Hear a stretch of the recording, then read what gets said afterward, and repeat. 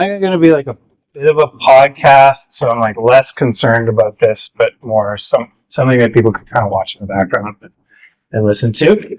Lauren, your last name, is it pronounced Mogash? That's pretty good.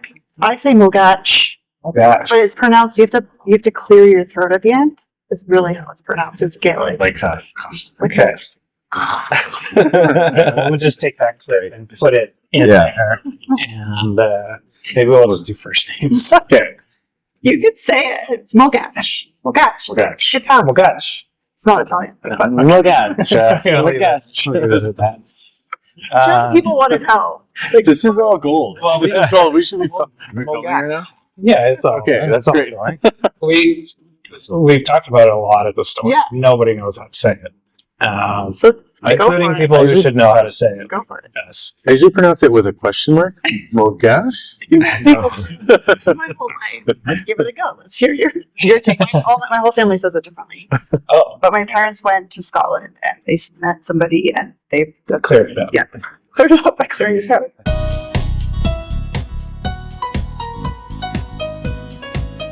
I bought the bike at a staff deal. Or I bought the frame. Lauren, you got the bike. I bought the bike after a year of coming into the shop and talking about how the fact that I wanted a new bike with Cam and telling him all the things that weren't very technical about what I wanted, and he was like, "Oh." Then finally, he was like, "I think there's a bike for you." Yeah, nice. Yeah, that's great. And you got an industry discount. And then he said, "You'd be a great ambassador." As someone who does the Trail Society thing, well deserved ambassadorship as far as I'm concerned. That industry discount for, I guess, transparency is also basically what they're on sale for. Yes, a couple it of is. dollars. 100%. The sale price. Yep. Yeah, you just got it early. Mm-hmm. Yeah, when it was still Yeah. And it's one of those things that I always tell people anytime I share info, especially if it's in like one of my videos or anything like that. I always say, go and look at all the other reviews, cross-reference, see what other people are saying, and that kind of thing. And I mean, the reality is that like the nice part about getting to ride the bike before it was released is that there was no other way that anybody could like put any thoughts in my own head about it before I got to just try it myself. And the thoughts that I had about it, you know, you watch all the reviewers review the bike, and it was all pretty much the same across the board. Yeah. It's just a bike that does lots of things well. That's kind of the gist. That's really all you need to know. Yeah. You just edit it down to 3 seconds. And then Yeah. I didn't really read any of the reviews. I just saw like, oh, it's a winner. I was like, yeah, it is a winner. yeah, nice. Yeah. It's a short list bike to me. It's a short list bike. Yeah. Words, as well. So, That's what I mean by and like, Aero mag. Yeah, like literally. Yeah. And then you pay for these bikes too. Yeah, right? So, I do. I pay for sure. Least biased? No, you wouldn't be the least biased, but I guess really, because you have all these bikes that you Have other bikes to sell. Yeah. I know other And ride. Yeah. yeah. 6. Yeah. And I've been pretty forthcoming about. I think there's some things that other bikes do differently. There's pros and cons to The everybody. pros and cons, yeah. It's a certain flavor of bicycle for sure. Yeah. I used my own hard-earned money by being a clown, to buy this thing. So, I got a deal, but I didn't want to spend it anywhere else. So. Yeah. Well, yeah, I guess if we've got a deal on any bike. Yeah. Or a Totally. bunch of bikes. Yeah. And then last year I bought and then they were selling it at the end of the season for less than 10% less than what I paid for it. Yeah. These sales right now are usually staff deals. Right. Yeah. Yeah, it's pretty wild. They're really good. Now For sure. None, folks. Yeah. Yeah. So we have Ryan from the Loam Ranger channel. We have Lauren from the board of MBITS, and we have Cam, the owner of the store. Let's get into it here. I really liked what Pink Bike did with their field test recently. They did this thing at the beginning where they asked what are 3 words you would use to describe the bike. And I thought it would be interesting if we could go through and see if we can do that ourselves. Oof. Yeah. Okay. Lauren has a list already. I'm prepared. And I didn't tell you this ahead of time, so I don't expect you to have that. But I think I wanted it to be more off the cuff. But yeah. You're gonna get it. Yeah. Perfect. Perfect. So yeah, Lauren, if you want to start. Okay, 3 words. Excuse eraser. Nice. So for me personally, it was like, it's the bike that there's no excuses. Just do it, send it, commit, and it does the work. That includes the climbs too, because Sure it does. pedals pretty well, so you don't even Yeah. have that excuse. That's actually, I like that. I like that. It's a different take on the pink bike approach, but Yeah. No, that's good. I had a chameleon because I did find that it plows when you want it to plow, but it doesn't when you don't. It doesn't make a mellow trail boring. Climbs really well. So that was the first one. And then maneuverable and playful were the other two for that. Yeah. agreed. Yeah. You guys have anything coming to mind yet? Oh boy. I mean, the way that I sized my bike and built my bike is built to be like a super fun park bike. So, so fun. It's very versatile. I even with the dual crown fork that I put on it, which you're not supposed to do, don't do it, but I did it. I still pedaled that thing like crazy. So it was very surprising would be the second one. Really? That I could get away with that. Yeah, I took it to Soul Mountain. Soul Mountain's like a lung crusher. But I did it with a dual crown HD6, and I was like, oh, it's fine. It's not that bad. Awesome. I love that. And what would the third one be? Purdy, because I just love that color scheme. Like green and black all day. Thanks. It's lovely. Yeah. I feel one of my word. I mean, it's kind of a lame word, but it's versatility, I suppose. I took it in some really icy sort of laps in the desert, and it performed admirably. And some Mount 7, King Horse. My bike park bike had a broken wheel at one point, and I used that as my backup. So it was wildly versatile for me, I found. I think I'd say vanilla might be another word I would use. It doesn't feel particularly polarizing. It's pretty middle of the road kind of handling. It's kind of just an easy bike to get along with. Efficient. It's kind of wrapped up into the versatility, but it's wildly efficient. Even with downhill tires or coil shock on it, it is baffling how just how it gets the job done climbing wise. It's ridiculous. So it's kind of in a weird way I've called it. It's the vanilla thing is it's kind of almost it's the bike you can't really pick. It's hard to pick another bike. It's hard to pick a bike to replace it, really. Just for the 5 viewers we're going to get here, the Fox chart. Thanks for being here. So the Fox chart and the IBIS chart are very different. By I didn't realize that. PSI. I need to look at my stat numbers. Yeah. And we had a range of setups going on I this. changed mine so drastically from how it was set up originally because of the shock whiz. On the fork or the both? Oh, interesting. I would say I noticed more how many adjustments I was making. Okay. Yeah. So you ran a shock whiz for how long? For about a month of riding. Yeah. And so Amazing. 2 to 3 times a week. Yeah. And in reference to the IBIS setup chart is what we would have set it up. What you would have set it up. Okay. Yeah.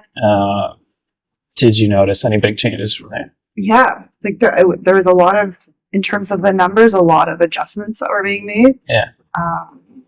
But it I guess in terms of feeling from the first day too, when I was set on my final settings, it just maybe was more of a mental feeling, like feeling more confident that it was going to do what I needed it to do when I was sending big features or going down steep technical slabs or Did you notice a big difference in PSI in the fork? Or was it more on compression and rebound that you were... Can I look at my phone and tell you that? You can definitely... For sure.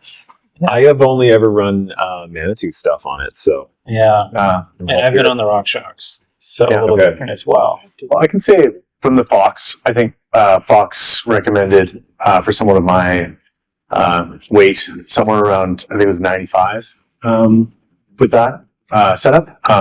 And then on the IBIS chart had me somewhere around 80 psi. oh wow. Yeah, so quite a differential.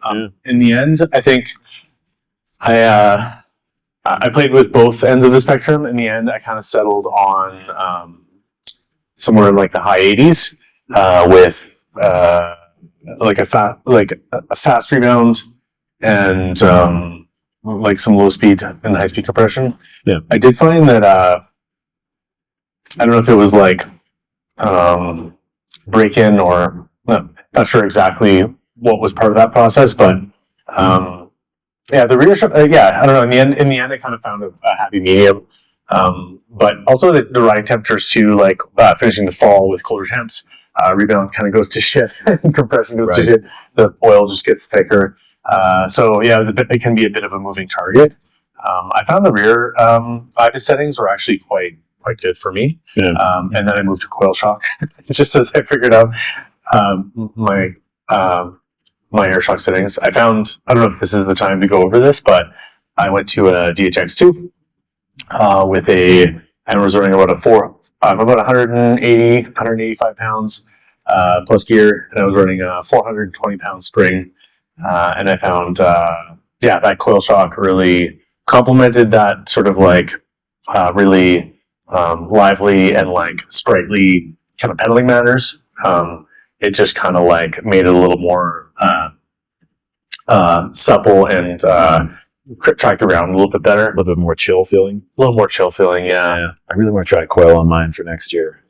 I think you should. I did it as well, and I really enjoyed it. I think that the tracking is a noticeable difference. And just off the top, it's so sensitive. So that made a big difference on the bike for me. Sweet. You're so organized. I know. I love it. I I won't love remember it. this if I I gave stop. Lauren like a sneaky spy shot of some notes that I've and Well, I needed you it. did your homework. So. I wouldn't remember otherwise. All right. Where my air started was at 78, which is not within the IBIS recommended range. I did end up on the lower side, so around 59 with the air That makes sense to me. in the fork. Yeah. So, That makes sense. I wonder if like that 180 like should feel quite plush. It should feel quite plush, and I think like we're all used to riding enduro bikes, and I think some of that is disconcerting at first when you're riding it. But it does make sense to me. I have a similar trajectory to you, like starting a little stiffer. I'm obviously like quite a bit heavier than you, but I think running like softening our setups. Once we get accustomed to them. My low speed rebound looked like the thing I changed the most every ride, and low speed compression. Is that right? Yeah. Yeah. Nice. Those are the. So you're quite high, quite open. That does make sense, like with where you're at with the air in there. So yeah, like less air, less rebound and compression, but that tracks. Like that to me looks like a pretty sensible setup. Okay. Yeah. But the confidence rating was good. It gives you the confidence rating after every ride and every adjustment you make, which is great. Highly recommend the Shockwares. nice. I always have weird suspension, so I never get to use it. It never works with any of the stuff that I run on my bike. Yeah. Why do I do this to myself? that's something to plan for 2025. Then. Maybe. Yeah. The one thing with the Shockwares too is like I haven't succeeded with the Shockwares because I'm not patient enough with the Shockwares, but It does take a lot of. you've been patient. Teetering. Yeah, you've been patient. I went on, a handful of rides, whereas you've done your homework, which is really awesome. Much to Sean's dismay, 'cause he wanted it for his work. Right. Nice. Maybe we jump into geo and sizing from there. The whole kind of 180 fork talk made me think a lot about stack heights. And from my perspective, the stack height is the head tube is quite short. Yeah. On the bike, and that's probably due to the 180 fork, so they're kind of offsetting it. But I did run a pretty high stack, and I really like that. On your medium. On my medium, so I was running 25 mil spacers underneath with a 35 mil rise bar, and wanted to try a 40 rise bar too. Yeah. So I think that's one thing that they could have kept a little bit bigger. But I'm curious what you guys thought about the stack height. Yeah, I think when I was talking with Colin, one of the engineers of that bike, he was saying that they were really conscious of wanting to keep the IBIS feel, and they felt like a lot of that had to do with where the front, like how the front felt and how tall or short it might feel. And so they were kind of looking at it like a Ripmo, and they're going to add travel to it. And they're like, well, we don't want more and more stack height because we're adding all this extra travel, like 20 more mils. So they just really tried to, the head tube's like this long. It's super small. Super short. Yeah. But I think that's where part of it came from, where they wanted a smasher bike that felt like a Ripmo. So they were pretty nervous on having that taller head tube. But I'm with you. I love taller stack heights. And so much so that when I built up my own bike, I put a Manitou Dorado on it, which is a big, giant downhill fork. And I was going to run it at 190 because you can get away with an extra 10 mils usually when you go to a dual crown. But I just slapped it on at the full 203 mils just for funsies. And I was like, this feels great. And I just left it there. So I had 203 on the front of an HD6 for months. And that's when, I did all that pedaling at Soul Mountain with a 203 mil fork on the front. And it felt totally fine. So it clearly had some room to move up. You're not supposed to do this. Don't do that. Don't do that. No. I'm going to do that this year. Hey, no. No, Pierre. Bad Pierre. How to avoid your warranty. Yeah, exactly. With Pierre. I don't know that you need to. I found I only ride jumps at the bike park, but I found it to be a fantastic bike park bike. Totally. So interchanging it with down bike. A lot of my buddies racing psychosis and stuff on their HD6s. I think, I don't know that it needs the downhill fork treatment, though dual crown's Of course not. delightful. I should say I wrote it 50-50, dual crown, and then eventually I switched it up to a 180 single crown. Nice. Yeah. So got a little bit of both. Measure? Yeah. Nice. Yeah, Cool. it's definitely not it's not based on logic. It's just because I can. So we're going to try it. Yeah, exactly. Mine didn't snap Yeah. that I know of. So they keep posting it on Instagram too. It's you see their athletes with 40s and whatnot on them. They're So, tempting us. yeah. There's a lot of temptation there. Yeah. So sizing, probably the most contentious thing with the average heighted man being kind of 5'9". We've found a lot of division over the frame sizing. Yeah. Between which sizes? So I guess that's why the medium XM came in. It's exactly why I came in. It's interesting. It's interesting marketing. It's actually brilliant marketing. Extra medium is fantastic. That medium large size with extra medium, I think is pretty spectacular marketing. It does make people that are between medium and large feel at home and feel seen. Yeah. Though, to be clear, I think previously that would have just been their. It's a fairly accommodating large, similar to maybe a Norco's large or a Rocky large. It's not a massive large. Or a Santa Cruz. Large large isn't that large. The 5.9 is large on a lot of brands. Large just sounds big, you know. So yeah, they made it a friendlier large, which is peculiar. But there was a brief period of time where it was size 1, 2, 3, 4, 5. Yeah. Another interesting sort of phenomenon. At the end of the day, you're riding not a size, you're riding a bicycle, like an actual object, and sitting on it and feeling it out is key. You rode a medium. You have an extra medium. Extra medium, yeah. And you're I'm 6'1", 6'1", so I had to make a choice there for what kind of bike I wanted it to be, and I wanted it to be a playful park bike. And I knew I'd have a 50 mil stem on it because that's the only kind of thing I could fit with dual ground. Yeah. So that's why I went extra medium. Because if I had done large, that's like what, 508 or something. Like it's really long for reach. If I have a 50 on it, like I could ride that with a 50. And you're 5'9". Like we're the same height roughly, and I'm medium. You're extra medium. Yeah. 5'8", and I'm a medium. Yeah. So I think the beauty part about this side of things, so the seat tube and insertion is the seat tube's quite short. There's a lot of insertion depth there for droppers. So I found I was able to get that 180 dropper that I need. I have really short legs as well and a long torso, but I was able to get the dropper that I wanted.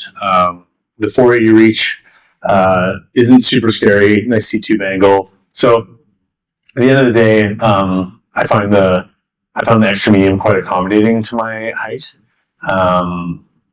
But I could understand, I have my downhill bike, for instance, has a 4.6, quite a shorter reach, like a 460 reach. But again, I have a 50 mil stem, and it's more raked out with the wheelbase, with the fork, and the high pivot extending. So there's a few different things. Like I think, the packaging of the HD6, like it does have moderate length chainstays, so 435 if I'm not mistaken. So and the rear center isn't growing, so it's not a bike that elongates. If anything, under sag, it the front end shortens and the rear end shortens a tiny bit. Yep. The wheelbase, it doesn't feel unwieldy. So I did a couple things on my bike to kind of accommodate the that reach. So at top tube, I did the higher the stack you have, the closer it is to you.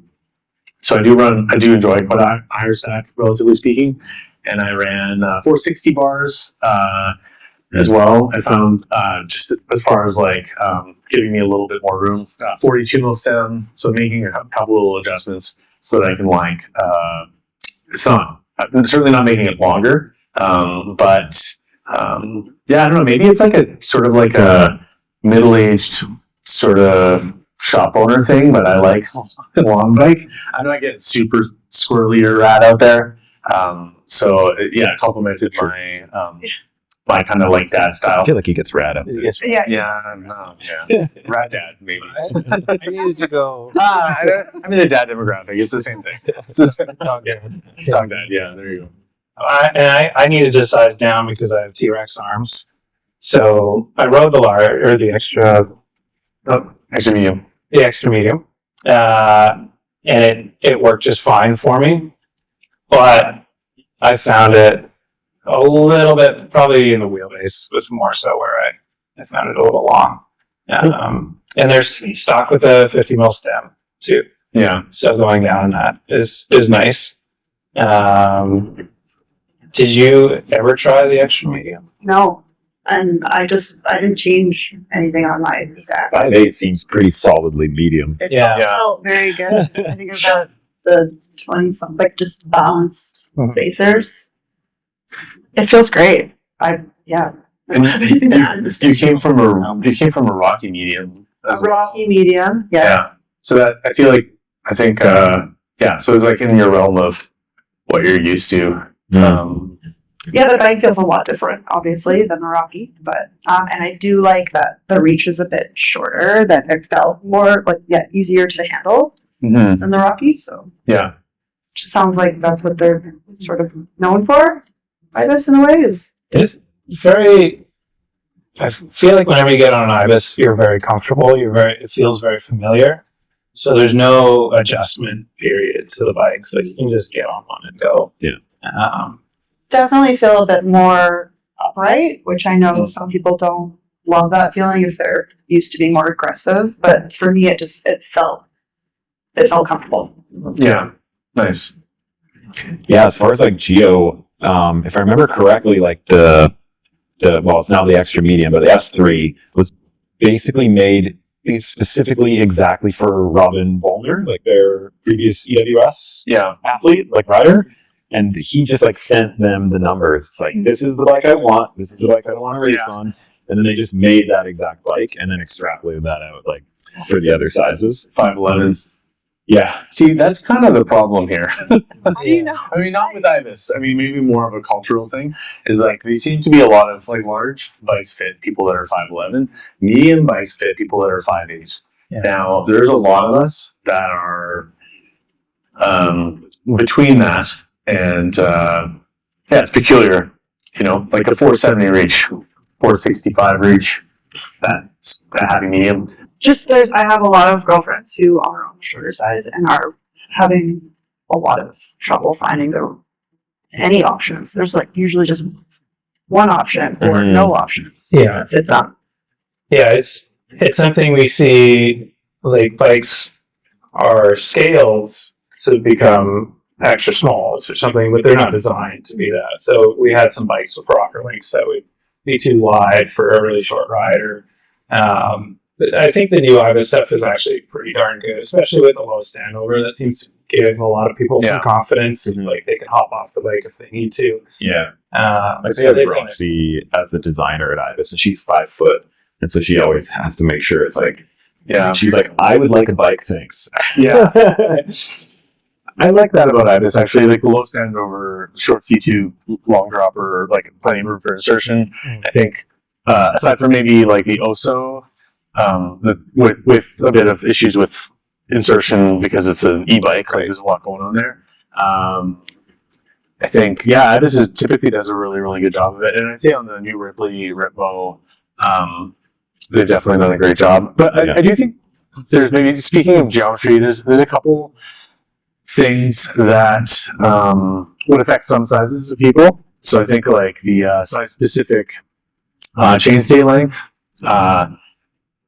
is one of them. So it's a uniform chainstay length for all the sizes. I think it's actually fairly excusable on size 1 through 3, I would say, or small, medium, extra medium. Yeah. I think that chainstay length 435 is just fine. I think when you get to large and extra large, I think that 435 does kind of make it maybe more of a play bike, less of a enduro race bike. I mean, enduro is weird because there's these like really tight switchbacks, like and Euro enduro, right? But then there's like around here locally, or I mean, maybe our impression of it is more just like I want it to feel like a downhill bike, and a bit more of that flow track, like a. So I don't know. I feel like there could have been a longer chainstay length, and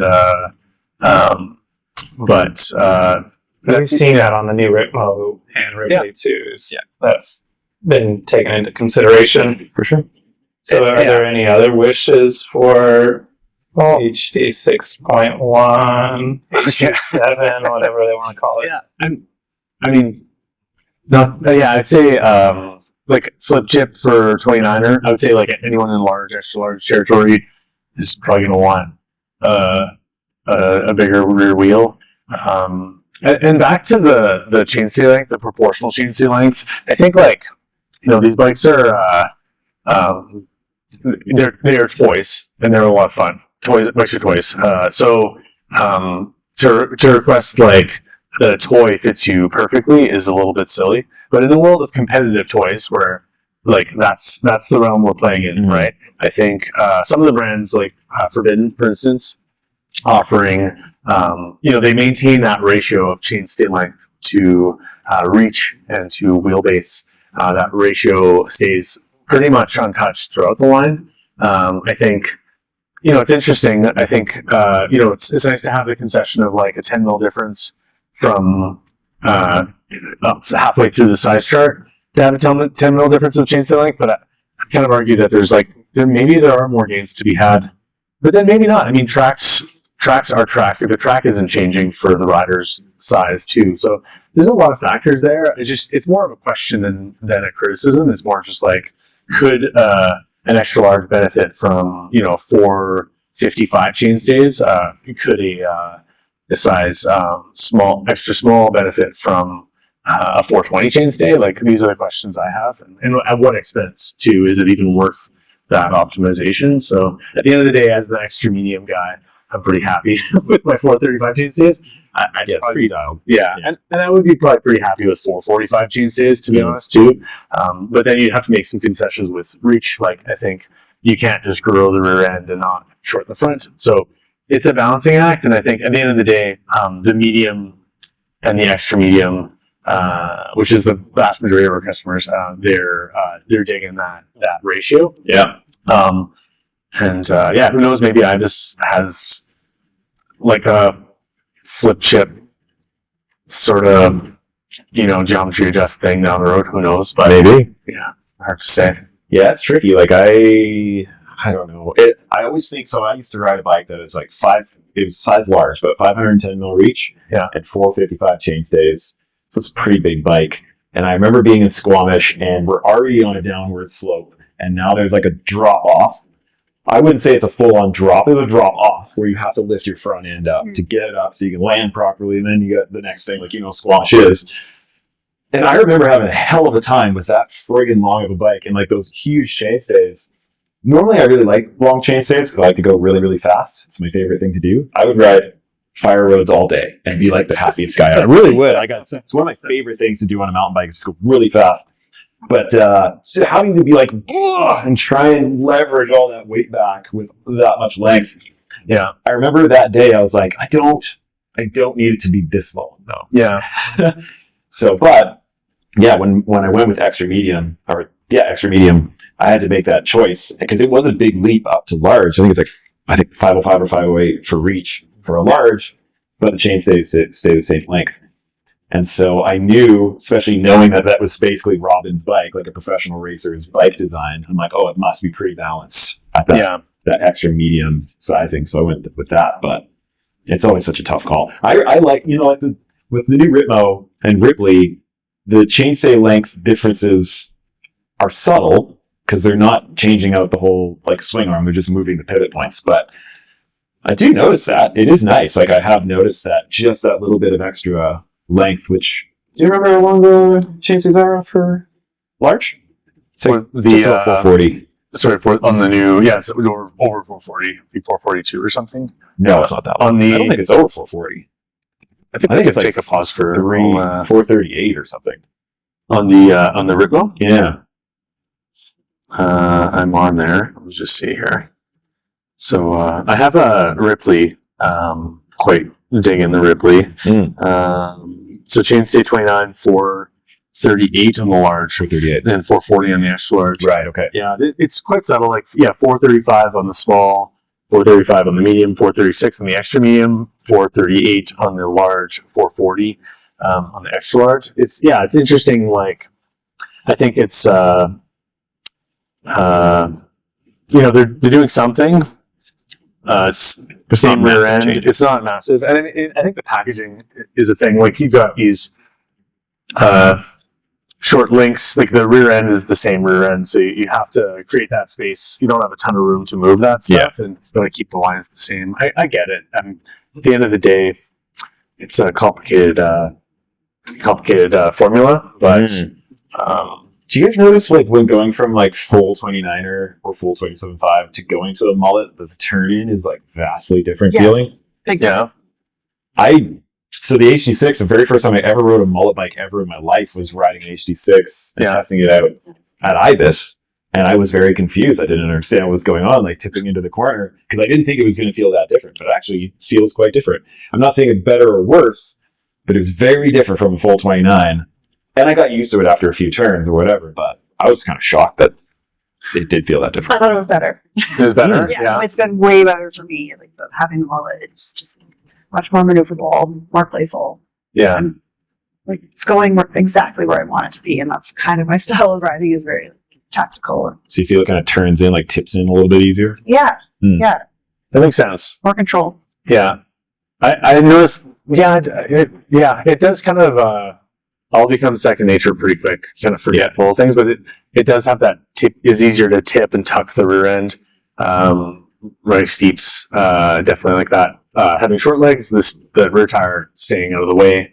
I'm not a GP rider, but like ride manualing or all that stuff is great. I mean, at the end of the day, it's I do kind of think of that enduro, those Euro enduro sort of style maneuvers. I think the HD6 is definitely like great at those sorts of things. And it kind of does the plowing really well with the amount of sheer amount of travel you have.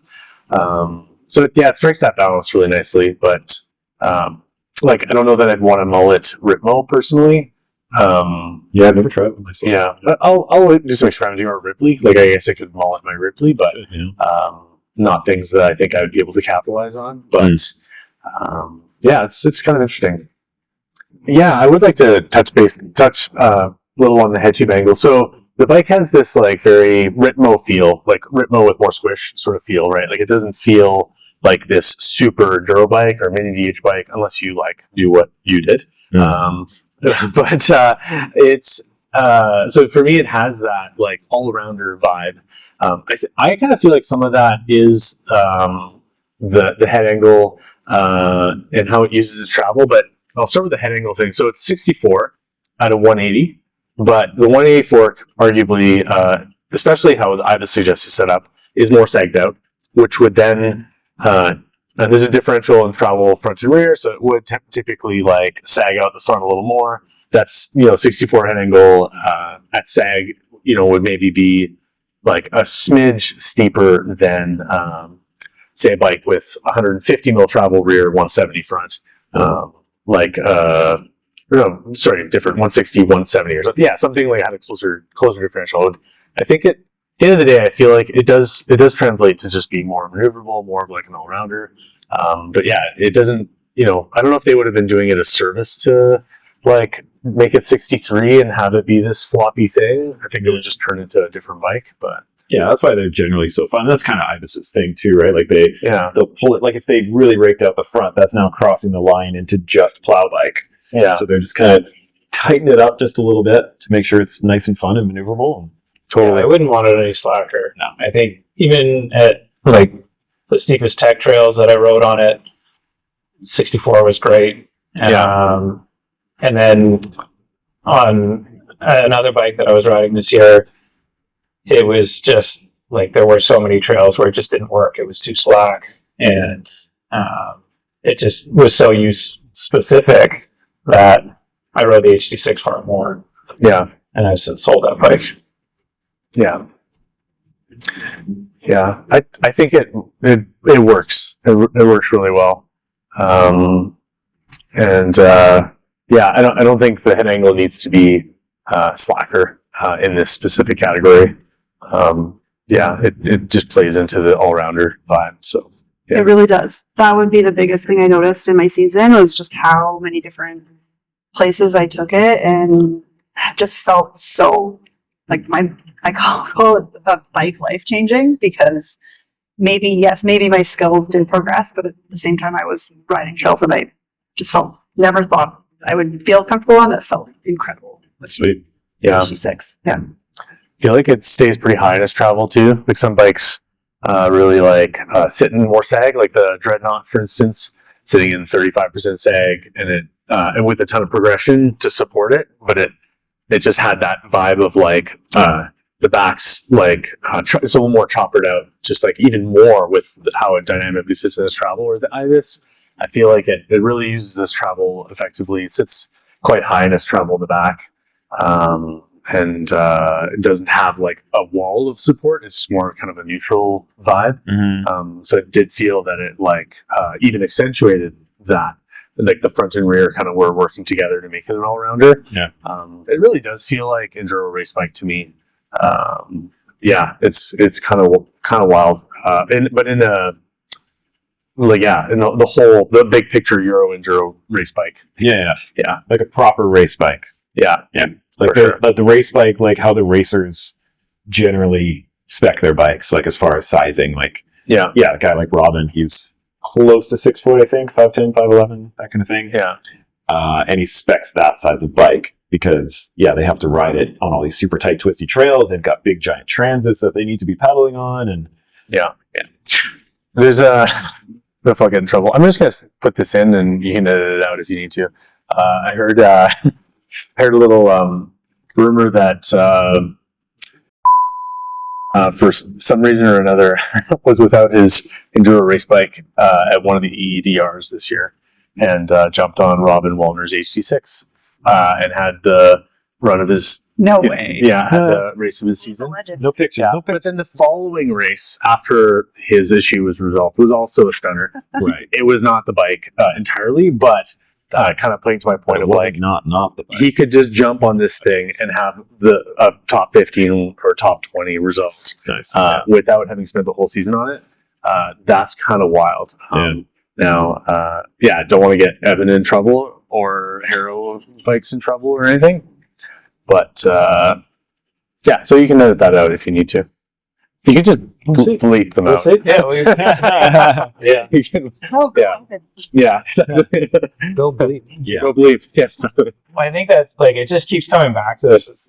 It's the enduro bike when you need it. It's the trail bike when you need it. It can be a downhill bike when you need it. It just does everything, but it doesn't do like it. It's so transformative in the way that it doesn't stick to one thing entirely. Like the efficiency of a trail bike, and then I was riding this at a bike park more than my downhill bike. But it just transforms itself. It's there when you need it, and it's not when you don't. Yeah, it's just a mountain Totally. bike. Yeah. It's just a bike that you It's can just a ride bike. mountains with. It's like you have to. It's a good bicycle. It's really good. I mean, it's I'm glad it had really good press when it was released. I think it wasn't, it was fair for it to get good press.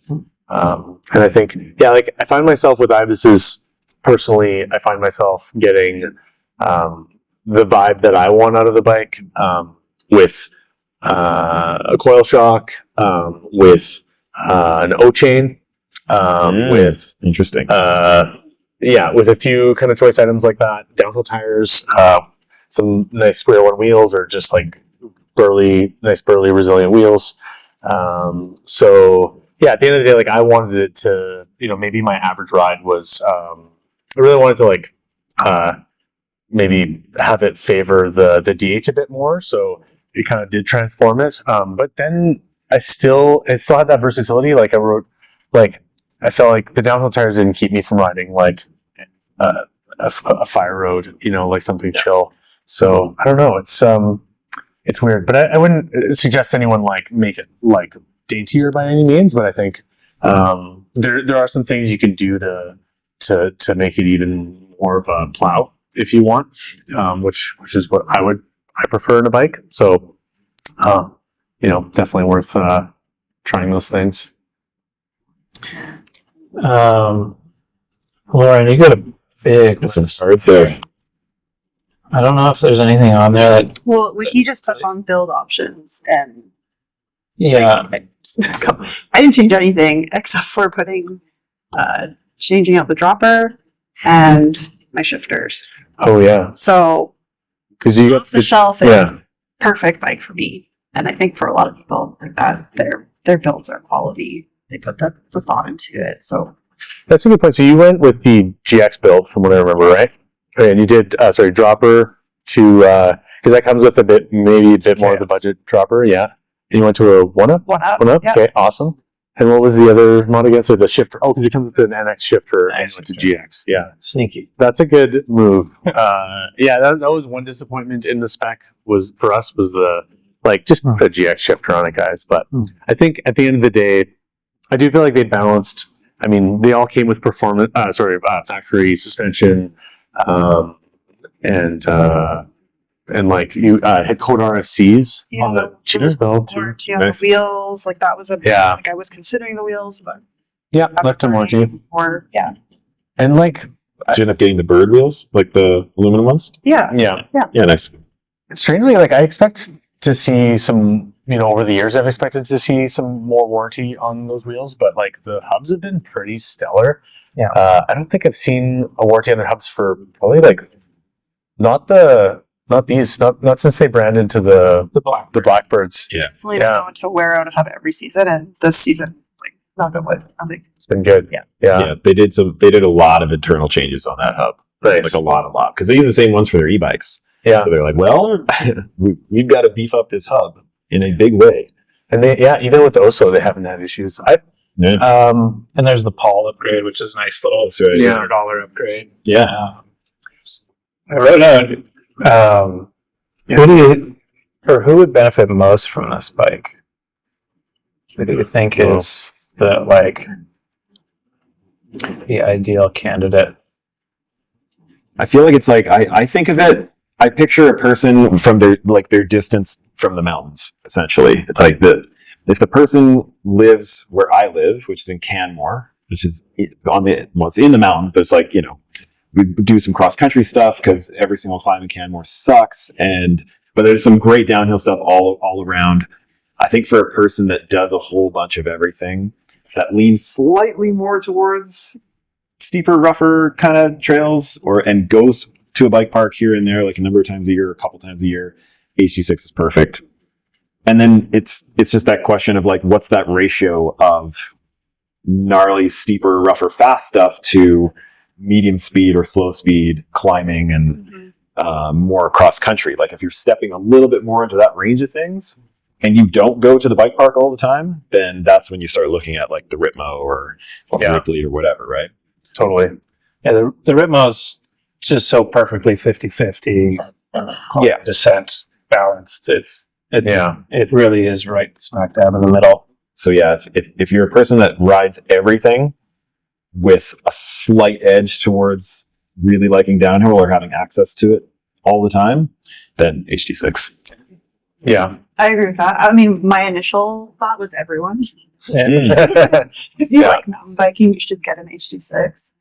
But with this more well thought out answer, I would say, like if you're a passionate mountain biker who likes to explore different trails, I think it's good for that. You can take it anywhere. Yeah. I think of it as that road trip bike, like the BC road trip bike. Mm. That versatility. Like maybe your average ride is, like a little more chill than what it's capable of doing. But I think, I think for me, it's like an opening your skill set too. Like if you had a progressing rider who's like new to a gravity zone and they just want like more room, top end sort of thing. Kind of look at it as like, it's kind of like it's kind of like a burly touring ski. It's like it's not your resort ski that you're just going to go on the resort, but it's something that's like just has like a ton of versatility. So to me, I think like maybe if someone lived in like Edmonton River Valley and they might it's almost like the one bike person really. If that's what it feels like to me. It's if someone has two bikes and they're trying to capture that whole range with like a Ritmo and a downhill bike, like that makes a ton of sense. If you're just kind of like the one bike person and you happen to ride some bike park from time to time, but you also happen to pedal around a bunch, this would be a good one bike. We talk about it being the moose bike, so moose mountain being totally. All around. Some gravity riding, but it's there's a big climb trail, shattered that goes up, like 500 meters or whatever it is. So, and there's like a climb in every moose trail. So at some point, yeah, all the downhill ones, you got to pedal somewhere, even just a little bit. It is the bike trip bike. Yeah, it is the bike trip bike. It's the bike trip. Totally. We're just kind of talking about like how all of our downhills also have climbs. Like I've picked the HD6 on shuttle days over a downhill bike at our local area for that reason. Like a lot of our trails, even just pedaling out, and for me as a backup, if my bike park bike had a flat or mechanical or whatever as the backup to ride. I ended up riding Whistler on it. And, Too. yeah, flow trails, yeah, like jump trails at Bike Park. I mean, yeah, it's great. Yeah, Jump better than my downhill bike. wild. So the bike just wants to be in the air. It does. That's how I Yeah, want it. Yeah. it's super fun. Fly. It's actually like I'm kind of in a position where it's important for me to test different bikes and try different brands and models. And I actually find that I wouldn't know what to replace it with. Like there's nothing that would be more practical for my life than an HD6. I would have a hard time. Well, I mean, you have a lot of bike brands in here, and like a lot of good bike, like this Transition over there, Da Vinci. There's Forbidden. Like, why not like a Forbidden? Because you were talking pretty highly about it. Yeah, I've really enjoyed the Dreadnought and the Druid. I find they're more of like specialists. I think they do certain things better, but the it's almost boring how good it is at so many things. It's not boring. I don't know how to put this. It's kind of vanilla because it's just good at a lot of things, Use right? that word to describe the I bike. know. It's like, it's not like a Dreadnought just plows, like it wants to eat square edges. A Druid is this funny little bike that defies expectations, like a 130 bike that has that much plowability. It's crazy. They're all like fun and interesting from a cultural perspective and from an experience perspective. But I find the HD6 is just like so damn practical for myself that it's just always in the van as the backup, or it's the main bike, I find it'd be a really I'm sure I'll ride other bikes, but it'll be one that'll be Tough to replace. Yeah, for sure. So you run an O-chain on it. Do you notice a big difference? I did actually. Yeah, I did. Although I think I did the coil swap at a similar time. But I did notice a bit of that. I think like a lot of our feelings about what's happening underneath us are psychological. So in the same way that when you hear a creaking from your bike, you feel like your bike's not running as smooth, or a knocking. It's not that the knock is making your bike ride poorly. So I think the O-chain has that effect of like making things like taking that feeling out of your feet, so you don't feel that like you hit a bump and you have that initial sort of I'm jolt. gonna lose something, lose the pedal, or Lose the pedal. Yeah, exactly. Yeah. It's almost like it kind of numbs that, and it makes it a little more live and just like free. And I found that combined with like the reduced stiction of a coil, and maybe even just like the reduced the leverage the less ramp up of the shock too is just like a freer shock. Combined, I just felt like it made it more composed and more plowy. But I think I hate how much I like the O-chain. I'm honestly very intrigued. I bought one for Sean, and after hearing his reviews and how much he loved it, it's like, okay. I think I'm gonna put one on. It's an expensive item. Yes. It's a low margin item. Not that should concern our customers. It's but I mean, I think it's a compelling product, and I think it complements bikes in this category. Like looking at direct competitors, as far as I'm concerned, of the HD6 would be like a Santa Cruz Nomad. And I think in that category, you get a lot of travel. They're also, all these bikes are optimized to pedal well. And that's kind of like the very thing that the O-chain kind of works to counteract. So having like a lot of anti-squat, a lot of like basically your chain interfering or stiffening the back end when you're pedaling, like that DW Link magic that we get on our bikes that we love as far as pedaling. That's the exact same forces that the O-chain kind of seems to like chill out. It does kind of ruin it in a way, but it doesn't really ruin it. Like once you're engaged, it has that pedal magic. But before it's engaged, touch. It feels. Yeah, I guess it feels like it's not spongy like a spring touch. I think there is a spring. Not like this. Yeah, there is a spring. but it's so light, and actually, it basically just feels like you hit a wall.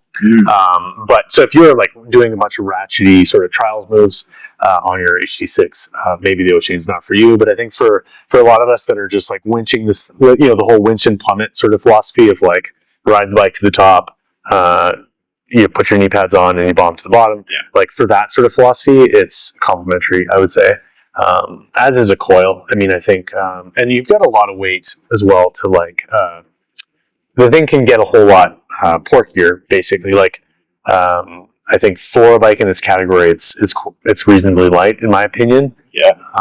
So yeah, if you add an extra pound to your bike or two with downhill tires and a O-chain and a coil shock, like, sweet. It's still like under 35 pounds, probably. Yeah, it's wild. Yeah, with the dual crown and crazy heavy downhill tires on my HD6. I remember it was still weighed less than what my Ritmo V2 did in a very early build. Yeah. A couple years before that. Wild. And I was Yeah. Crazy. Yeah. Yeah, mine's 34 pounds with a coil. It's aluminum rims. There's nothing really lightweight about it. Yeah. It's still quite light. So Yeah. Yeah, Beth's HD6 is ridiculously light. yeah, I bet she's on Really, the. really light. She's got a Duro tires. She's on a small. Yeah. Yeah. It's hard.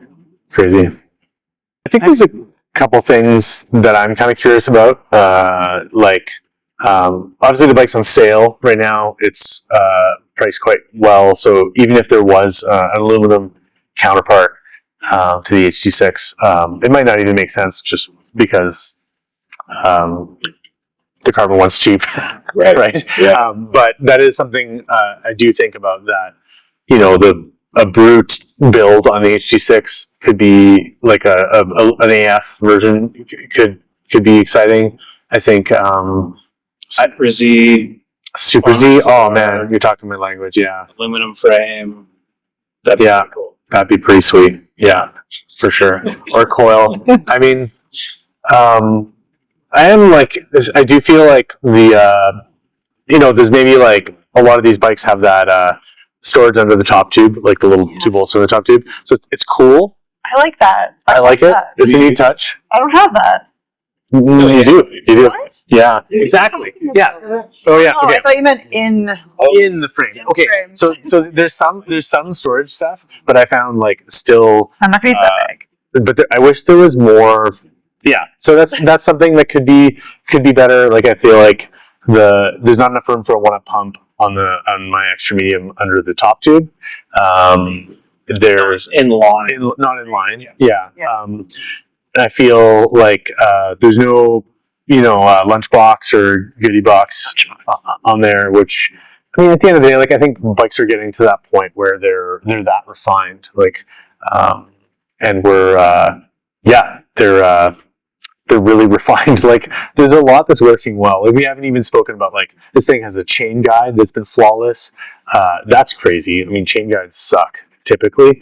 So yeah, the thing has been so trouble free in a lot of those ways. Like, a lot of the fit and finish stuff has been like quite good. I think having a little, I wouldn't know what to change on the next one aside from having a lunchbox and maybe accommodating flip chip, or just like give the large and extra large folks dual 29er, and aside from that, Dual crown compatible. Yeah, fuck yeah. I think that's getting like trendy too. Like we're good knots with dual crowns and that kind of stuff. So Yeah, give the people what they want.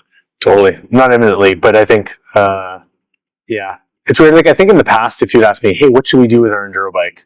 I would typically have more of an answer for you. But if all that it really needs is a lunchbox and a flip chip, We're nitpicking. we're really nitpicking at this point. Yeah, because I don't know that I would run it as a dual 29er myself. I'd find a way to screw up the lunchbox thing by leaving some food in there and having it rot. So, like, at the end of the day, it's probably not the worst thing. But yeah, like a BC spec or whatever could be fun. Oh. Like a Burley spec would be Yeah, I kinda love the cool. BC spec. That's what my Rocky was. Loam Ranger spec. You did Moose Duro, right?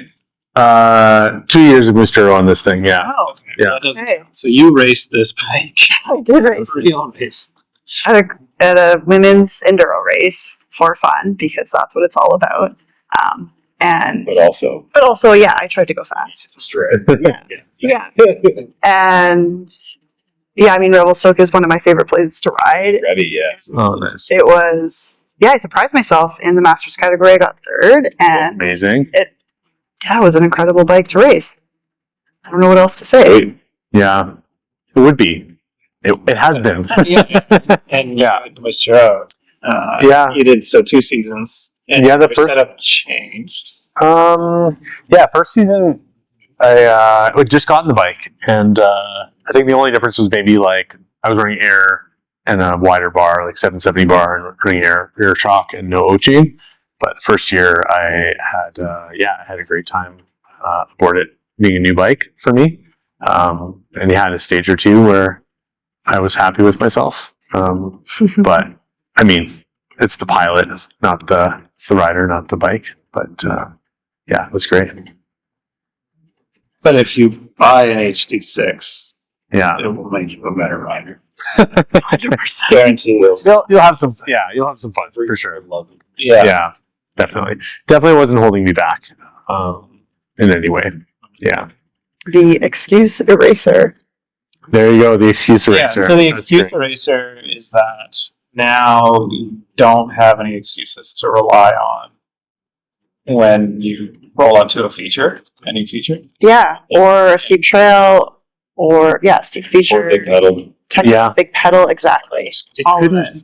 Well, your fitness, yeah, but I think your fitness and your skill, but the bike, there's no excuse with the bike, for sure. Yeah, You And- could also call it the mistake eraser because if you make a mistake, you have all this Yeah. geometry and suspension too. That's true.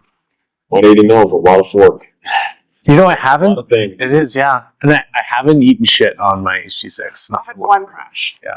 All season. That's like, Yeah, exactly. No, I got one. no, but I've wrecked myself multiple times in the period that I've owned my HD6. They've all been on other bicycles, and that's broke Broke your hand. I broke my hand on a new demo bike, but that wasn't used to it, and I've done some things, but HD6 has been like pretty go-to. Yeah, it's been great. Yeah. Did you guys have the same experience? Crashes? I don't think I crashed on it. I don't know Not if anything that's- bad. Yeah. For me, I mean, I'm concerned about crashing, and it was, the first season where that was solid. You had a concussion prior? Year prior, yep. Yeah. It's a big one too, right? Yeah, that was trail conditions and not doing anything, sending it, or it was just wet bridge. Ooh, Yeah. wet bridge. Yeah, that'll do it for sure. Cool. Well, thank you for listening to us ramble. Thank you, Cam, Lauren, and Ryan, for joining us. And if you like this video,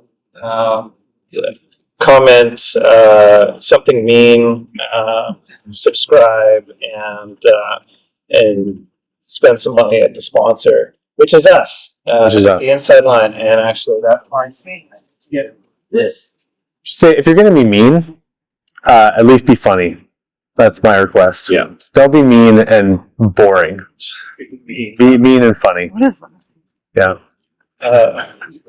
So, if you subscribe and then leave a comment, you are entered into win this man cave, she shed, dungeon, lair, whatever, decoration, a Rockshox wooden sign, anywhere in North America. So please do that. Support the channel. It helps me keep my job. Yeah. Awesome. She shed. I love that. Yeah, it's not just the main case. No. Beauty. Cool. Well, thanks for coming. Cool. Yeah, That was thanks great. for the invite.